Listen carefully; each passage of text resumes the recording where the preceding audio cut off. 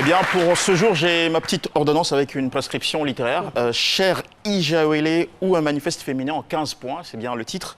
C'est un pétillant ouvrage qui a été écrit par une auteure nigériane, Chimamanda Ngozi Adichie, pour répondre à une de ses amies qui lui demandait des conseils pour élever sa petite fille suivant des principes féministes. Alors, l'ouvrage est bien construit. Bien cuisiné, il se déguste aisément, facilement, et on y apprend les valeurs du respect de l'autre sans distinction du genre, que les enfants doivent être éduqués de la même manière, filles ou garçons, que les filles n'ont pas besoin qu'on les défende, les filles ou les femmes, mais plutôt que le respect se mérite. Avec des mots accessibles et pertinents, l'auteur nous, disons, aide à balayer chez l'enfant les stéréotypes de genre pour laisser triompher uniquement l'humain. Pas de mots d'ordre, mais des indications qui inspire à la réflexion et les aménagements ou réaménagements du parenting, c'est-à-dire la façon dont nous éduquons les enfants à la maison. Alors Chimamanda nous dit par exemple qu'à la petite fille, on doit apprendre l'autonomie, lui dire que son corps n'appartient qu'à elle seule, lui apprendre à savoir défendre une opinion, même impopulaire. C'est au total 78 pages très nourrissantes qui ont mérité le grand prix, je le cite, de l'héroïne Madame Figaro en 2017, dont je vous lis tout de suite quelques tranches sucrées. Écoutez, elle dit par exemple, je vais commencer avec cet extrait-là. Être féministe, c'est comme être enceinte. Tu l'es ou tu ne l'es pas.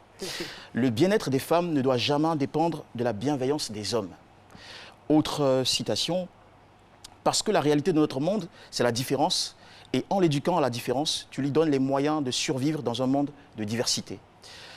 Savoir cuisiner n'est pas une compétence préinstallée dans le... ... Quand l'égalité est réelle, la rancœur n'existe pas. Et je vais finir par une autre citation que j'ai beaucoup aimée. Elle dit « Apprends à lire à Shizaloum ». Shizaloum, c'est la petite fille en question. « Apprends-lui à aimer les livres.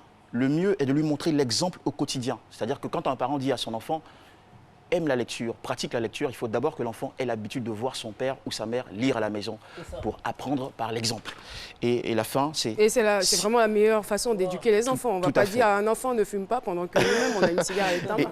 Voilà. Et elle finit par dire, parlant de la lecture, si rien d'autre ne marche, paie-la pour lire.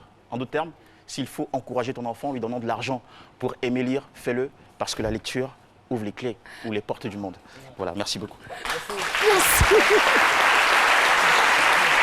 Merci beaucoup Jean-Michel, je suis désolée pour les sensibilités que j'ai dû heurter parce que je ne m'adressais pas à quelqu'un de particulier quand je prenais cet exemple. J'ai vu des sourires tout